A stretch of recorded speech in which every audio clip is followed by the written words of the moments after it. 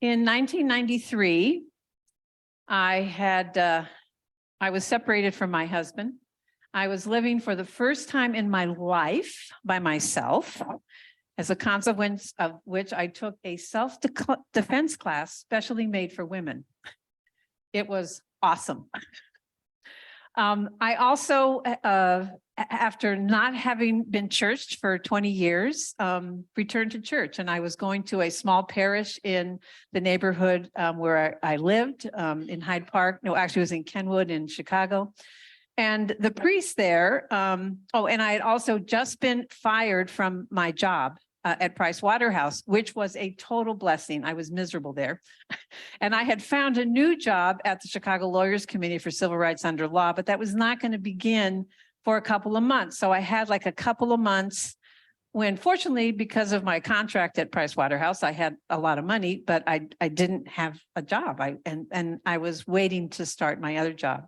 So the priest where I worked said, you know, there's this program from the South called DOC, Disciples of Christ in Community.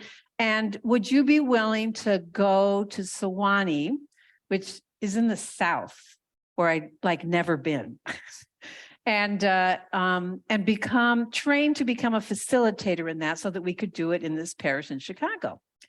And I've also asked Laura, who was another member of the parish, who was a student, to go with you. And so I agreed, and we drove down to Sewanee. And I will never forget going, if you know Chicago at all, there's a highway called the Skyway, which is like elevated. And so you're streaming along on this elevated highway, and there was this incredible thunderstorm. The rain was pouring down, and I had on my tape player Holt's Planets, and it was playing Mars at the time. And if you know that at all, I mean, it was like the best music for that thunderstorm. I will never forget it. Eventually we'll come to the point. So I spent this week in Sewanee, and it was amazing. I have never had such an intense spiritual, emotional week. And some of it was because I was ripe for it.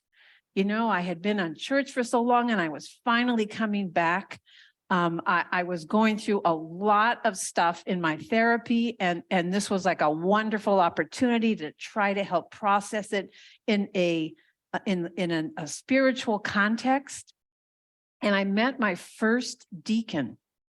Who was he was a scientist. I'm a closet scientist, so I loved it. He was a scientist from the Northwest, and he was in my group, and I just really liked him. I didn't know anything about deacons at the time. And so we went through this really intense week, and then at the end, and the participants were like priests and a couple of deacons and some lay people, but it was heavily clergy-ated. There were a lot of clergy.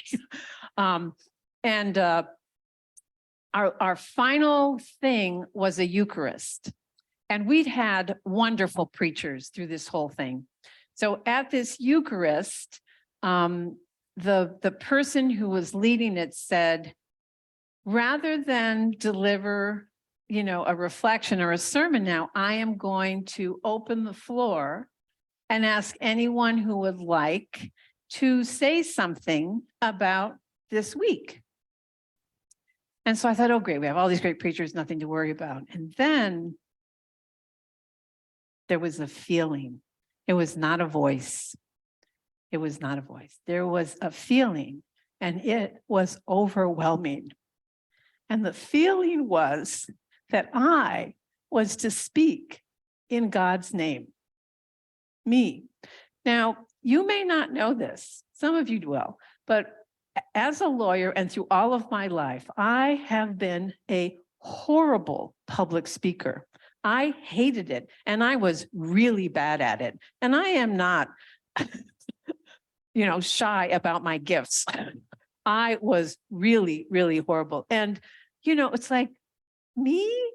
There's all these other people around who could do it so well. do I really have to do this? And so, one person came up and you didn't have to move up. You just had to stand up. So one person spoke and the floor was still open. And I just felt like I needed to do this. So I did. I stood up and I said something. I have no idea what I said. No recollection whatsoever. I was not stoned though. So it couldn't have been too horrible. And that for me was my call to be a deacon. This feeling, this incredibly strong, light feeling to do something that I couldn't do. To do something I couldn't do, and that God would be with me when I did that. And I could speak in God's name. That was my call. And thinking about that, about the effect that it has had on my life, the profound effect that it has had on my life, because I was willing then to answer that call. I do feel, looking back on my life, I remember as a child praying that I did not have a vocation, because I knew if I did that I'd have to be a nun because I was Roman Catholic. And I felt very strongly that I was supposed to be in the world. I mean, every one of my brothers went through a stage when they were going to be a priest. I prayed that I did not have a vocation. So that to me says something. So it was nice to be in a church where my vocation could mean something other than being a nun.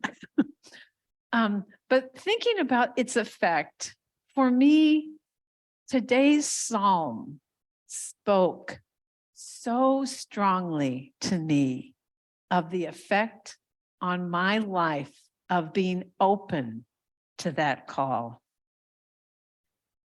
God is my light and my salvation.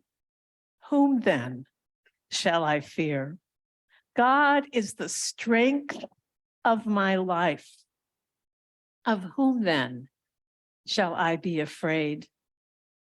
One thing I have asked of you, O God, one thing I seek, that I may dwell in your house all the days of my life, to behold your fair beauty, O God, and to seek you in your temple.